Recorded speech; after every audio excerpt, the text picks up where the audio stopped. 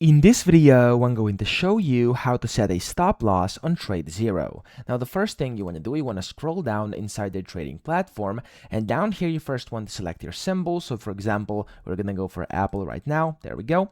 And then down here where it says buying power and stuff like that, here you have to select where it says type, and it says MKT, meaning market.